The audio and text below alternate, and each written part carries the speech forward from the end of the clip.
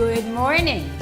It is fall at Cape Cod. Yes, and I love this season. I love this season Smell me. too. I'm wearing my pumpkin spice perfume. Oh, it's pumpkin. pumpkin. They have pumpkin spice perfume It's, too. it's pumpkin pie. Pumpkin pie. Oh, They careful. have pumpkin everything. Oh my goodness! Be careful. Someone Everything. might want to lick you. All right, I wouldn't mind that. Get over here, baby. Okay, girls. Sorry. Enough of this licking. Okay. Let me tell you. How was your week last week? Because mine, thank you for asking, was terrible Oh. because I was glued to CNN and I was so disappointed and upset. Disgusted, enraged, entrenched, determined, galvanized. Exactly.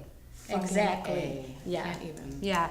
I'm glad we're on cable TV because we can say whatever we want. Oh, well, and there I you think go. it is disgraceful that this man is a Supreme Court judge.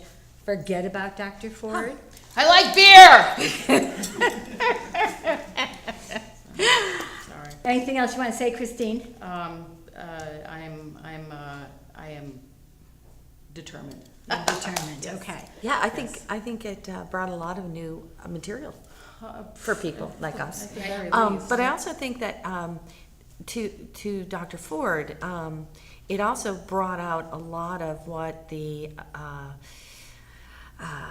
length of the impact of a incident like hers, and how long statute of limitations are on incidents like that. And I think what I heard, particularly from my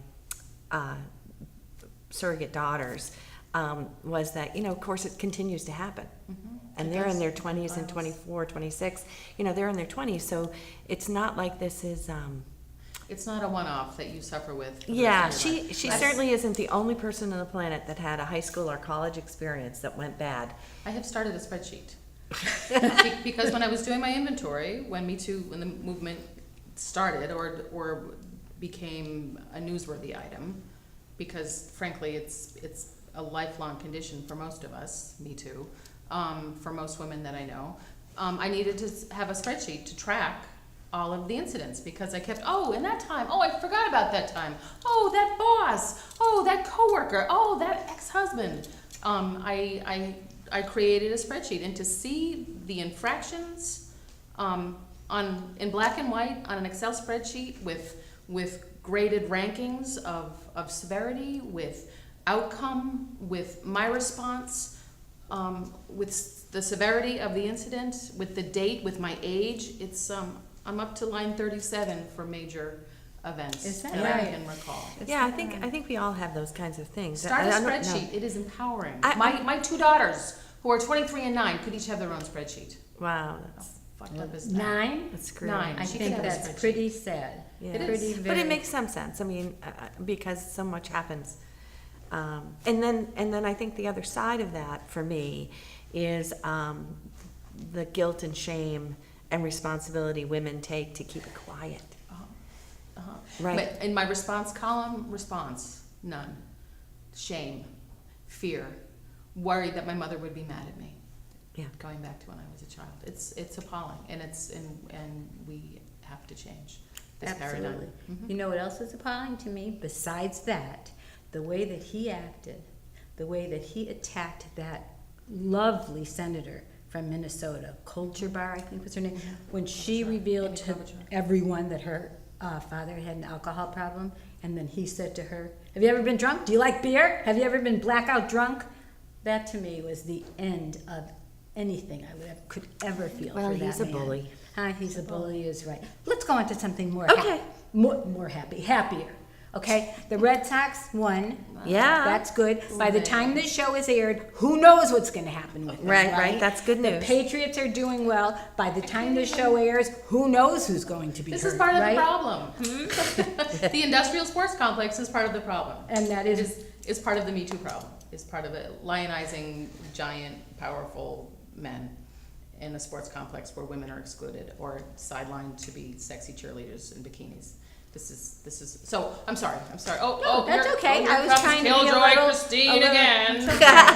I'm sorry. It's okay. That's why we love It's you. insidious, it and I can't unsee it. And when you begin to see it everywhere, it's like a new pair of glasses every single day. I saw on Facebook that someone wanted to do a play with you about, Me too. Yeah, Sheila Yeah. Furtado. Oh, yeah. Oh, So yeah. I think that's pretty cool. Be a cast of thousands. That it would be. Katuitt has a lot of things going on this fall, right? Many things going on. Yeah. My husband and daughter are both in Mary Poppins. Julia Yay. plays Jane, which is the lead. Come and see it. It opens November 20th. Oh, that's She's adorable and has a British accent that came out of nowhere because she watches all the Harry Potter movies so often. Oh, that's great. That's Yeah. terrific. So when does that open? Yes, Mummy. She's been done to speak in it at home. It opens November 20th and it closes December 15th. It's like 18 shows. Oh, Nice. terrific. Yeah, Good, she's good, not in good. all of them. There's an understudy who gets to 2 or 3 or 4 shows. Oh, so. nice thing Nice. to take Yeah, my grandchildren also to a at great kid. Thanksgiving. Mhm. Oh yes, That would be absolutely. good. Tickets will sell out, so get them. Oh, okay, save me 4, please. Okay, we have a really interesting show today. We have 3 very interesting guests whom I will introduce to everybody shortly. It's not our most uplifting show, perhaps. It's about aging and how you want to die and things like that, but yet I find it very fascinating and important to talk about now. Yeah, So absolutely. we're going to take a break and come back with our guests. Okay, we're back, and as I mentioned, we have 3 guests today. Because summer was over, I didn't have anything to do. I signed up for some classes at Cape Cod Community College and met Marilyn Norrie, who seems to be an expert on aging and has been talking about some really interesting things about aging on Thursday afternoon. A plug for Cape Cod Community College, fun place to go. In Christine's writing class, I met this new person. Her name was Melanie, and she was reading what she had written out loud, and I was feeling like running out of the class because my piece compared to hers was so different. But then I found out she was a real life author, which made me feel much better. And I also found out that she had written a book called Holding the Net, Caring for My Mother on the Tightrope of Aging, which you so nicely sent to me. And I cried for I don't know how many pages there were in the book because I felt that she had had the exact unbelievable experience with your mom that I had had with my mom. We each had a sister who helped us out so much. Our moms were both in Florida and kind of both died from failure to thrive, I would say. So I thought you were a good person to be on also. And then Elias, the rabbi of the Falmouth Synagogue, is here because on Yom Kippur, a Jewish holiday, he happened, I do believe in synchronicity, to have his sermon be all about aging and choosing, and he's very involved in compassion and choices, a group we'll talk about later. So kind of everything came together. Perfect. So what I learned from Marilyn is we all are in our 3rd stage of life. Correct. Okay, somebody told me that was called the go stage. Well, you could use different labels. Right. It was coined in the late 80s in sociology as a reference to the fact that we're healthier now and we're living longer, and so there's a post-retirement period that we wouldn't think of as old age in its traditional sense because we're healthy. And so the label came out as 3rd age. It kind of taking Erickson's notion of generativity, the last stage he talked about, and dividing it into 2. The first half or first part starts whenever you kind of leave your career ambitions behind and move into an age of more flexibility. And so the 3rd age turns out to be a much better age than we might have anticipated. There's research that shows that while we're still in basic narrative control of our lives, we can do what we want to do, how we want to do it, probably more than we have ever gotten to before, because we're not towing the line on a career. We have some cognitive loss of function. Can't remember That's for why sure. you went to went into the living room. You have to stop and think for a little bit. But some stabilize at that age. There seems to be, research shows there's an improvement in emotional well-being and kind of an improvement, interestingly, in identity and self-esteem. and just general subjective well-being.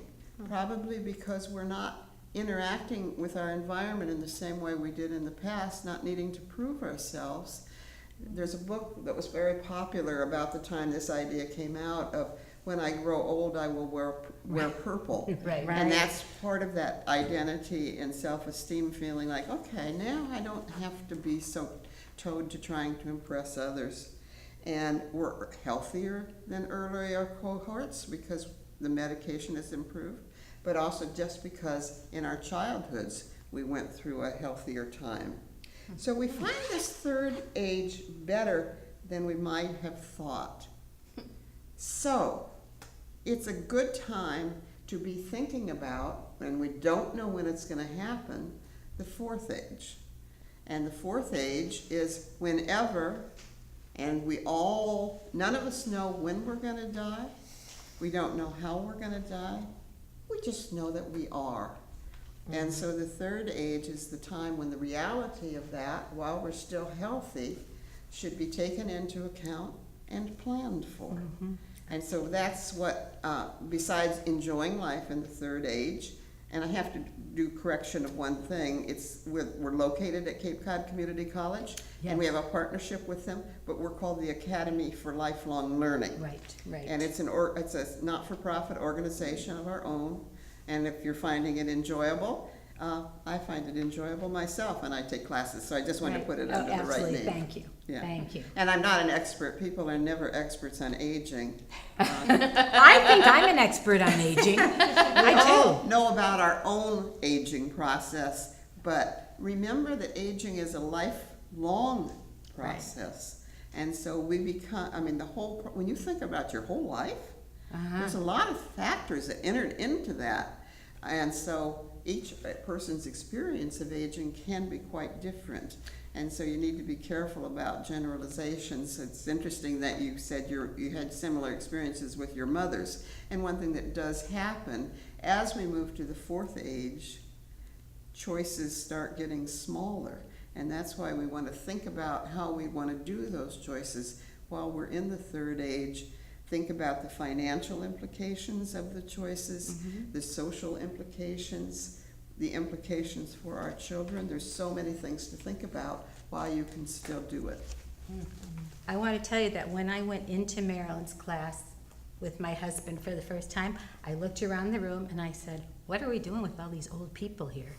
I really did. And then I realized I was not an old person and none of the people were old, but it was just very odd to be in a classroom setting with people who are in the third stage.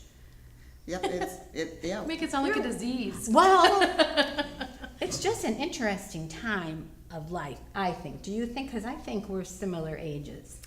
I will be happy to admit I started Medicare last year. Me too. Me too. Grateful for that.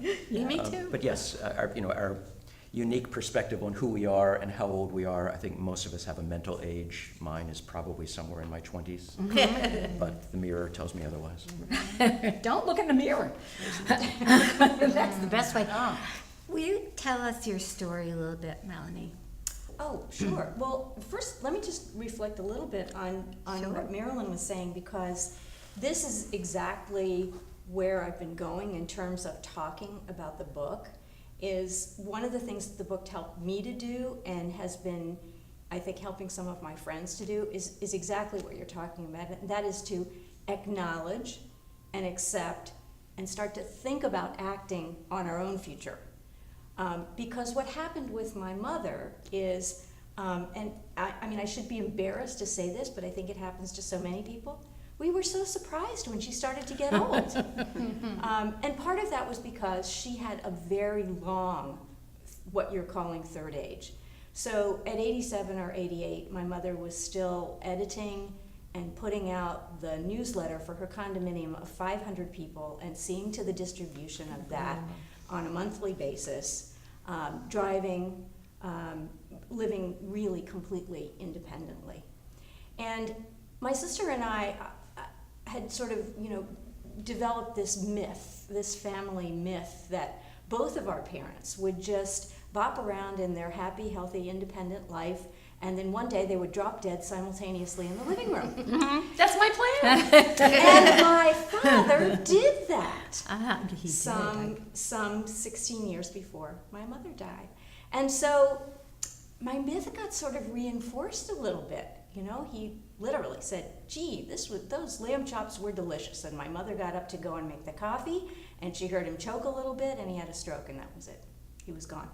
Wow. So the fact that my mother continued to be healthy for so long, when she began to decline, it was very hard for my sister and I even to discern it. And she tried to hide it from us because she was so fiercely independent. And so what happened was that she eventually got to the point where she really did need to change her living situation. And we had not really talked about it ahead of time. And so it was very painful for all of us. And I talk about it as like a tug of war, where my sister and I were really trying to preserve her independence, and that's what she really wanted. But then on the other side, we were also really wanting to make sure that she was going to be safe. And so we sort of tugged and tugged and tugged, and a win for either side felt like a loss for everybody. I think I have to pick up on that one statement you made, the tug between being safe and independence. The parent or the person who's older wants to retain their independence. The children are worried about safety. Yep. And so that's the source of the tug of war, because you can't imagine coming to the house and finding your mother at the bottom of the steps because they fell, and you just worry about that. Your mother fell numerous times. Yes. Right? Yes. Yeah. Yes.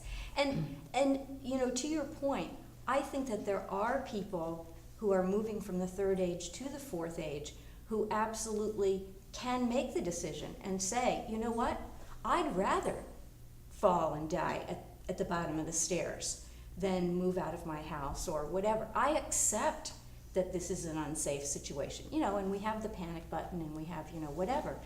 But what was happening to my mother that was the hardest for us to accept was that she was beginning to really decline cognitively. Her thought processes just weren't clear anymore. So she could still have a great, intelligent conversation about all kinds of things, but she became almost frozen in terms of making decisions for herself.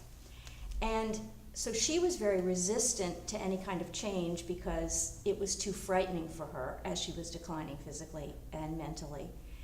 And I was really resistant to stepping in and being the one to make decisions for her, because I knew how much she treasured her independence. My mother was a 1937 graduate of Swarthmore College. Mm-hmm. She was a smart woman, and she was my teacher, and she was my friend.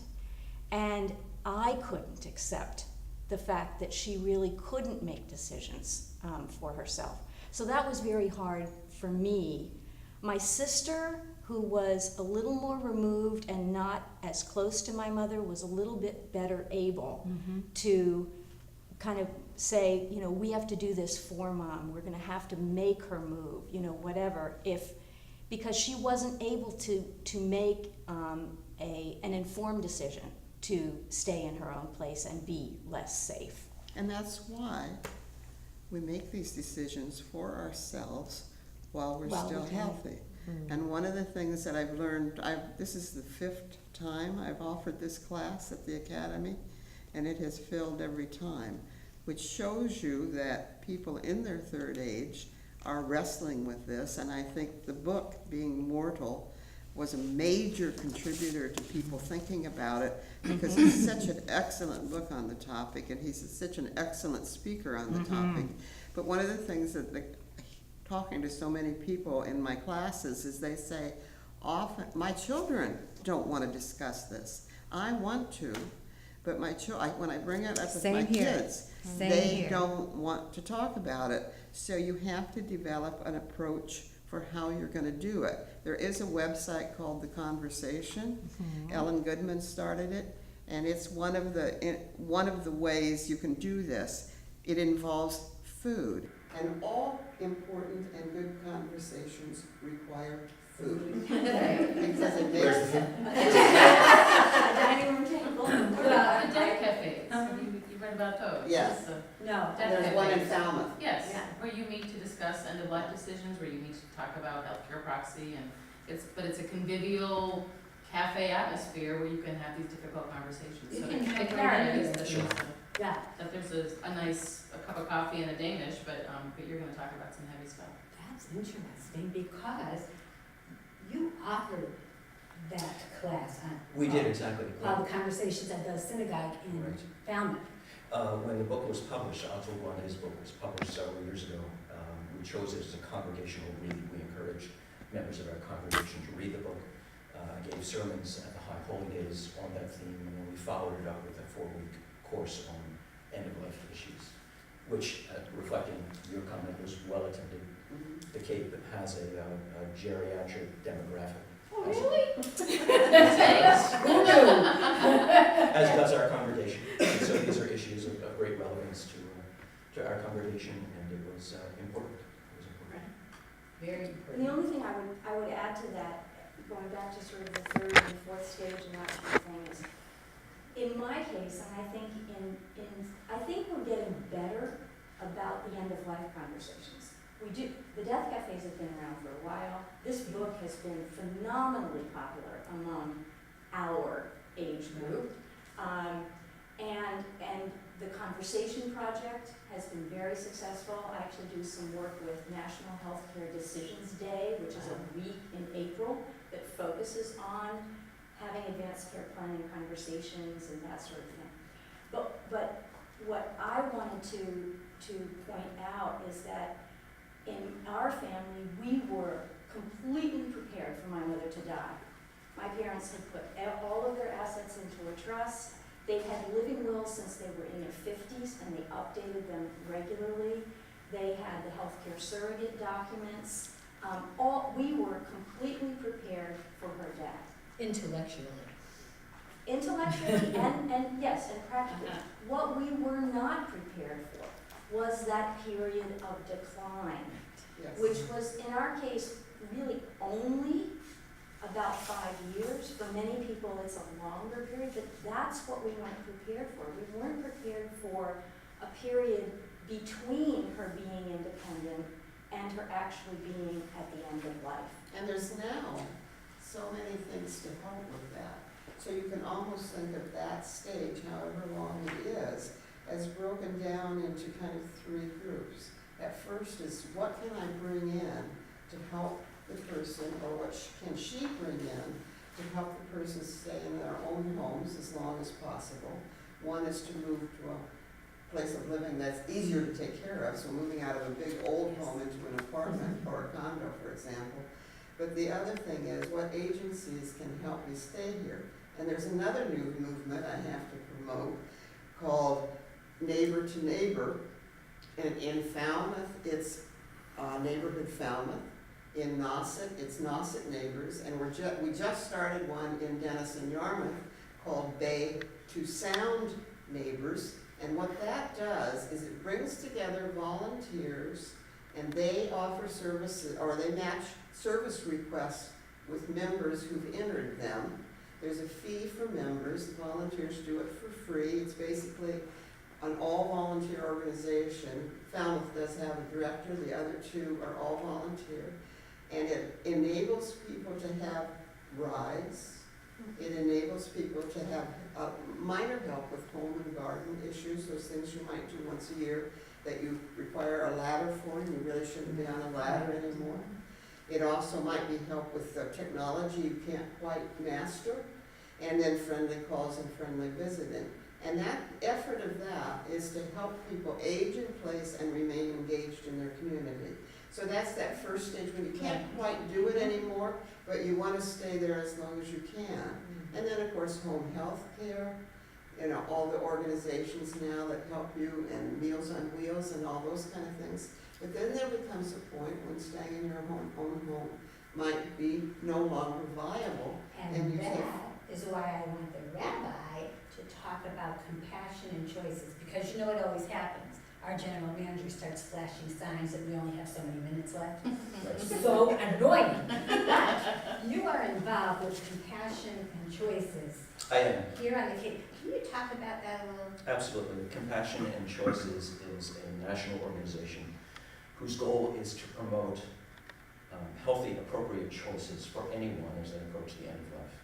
And those choices may include any number of possibilities, from hospice to palliative care in one's home to end-of-life options, which in some states are currently available, but not yet everywhere. And that's the one that really engages me, about which I'm passionate. And that's a concept called medical aid in dying. What Atul Gawande's book pointed out is that advances in medical science are extending our lives extraordinarily, but not always in ways that are palatable or acceptable. We can be kept alive longer, but with a quality of life which often suffers. And the premise behind medical aid in dying is that every individual should have autonomy and be able to make choices that are appropriate to address what may be for some people intolerable suffering at the end of life. Absolutely. Physical or mental suffering which cannot be addressed medically.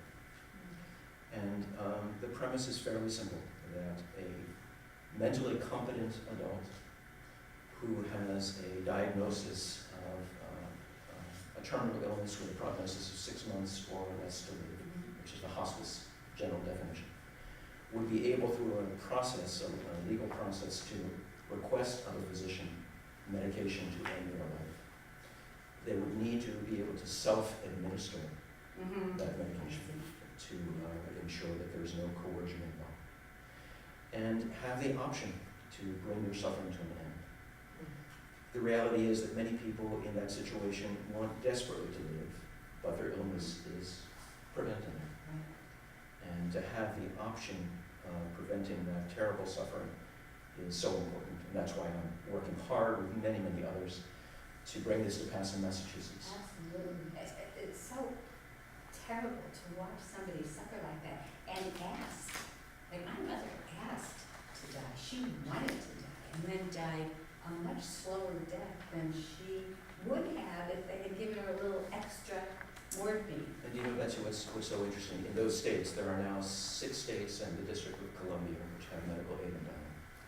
They find that of those people who avail themselves of the prescription, a third of them opt not to use them. Right. There is something about having that option, having that choice, which gives them a sense of comfort and control, which enables them to live out their life. That's interesting. So, you know, your sermon, Uh-oh. I add, no red pencil on this, but was so appropriate, and I just want to find this one thing that you said at the very end, if I can find it, but it's more about the 3rd stage of life and what you were going to do, and you said, do what you want, and what is it you plan to do with your one wild and precious life? I was quoting the wonderful Mary Oliver. Mary Oliver. Yeah, and I loved that, and I think that's something that we're lucky enough to be able to think about now, as well as planning for that 4th stage. And I thank all of you for being on this show, and I want to do part 2. Yeah, we I have to. because it's really, there's so many things to talk about and ask questions about. And thank you all for being here. And thank you. We'll see you next month. Great show.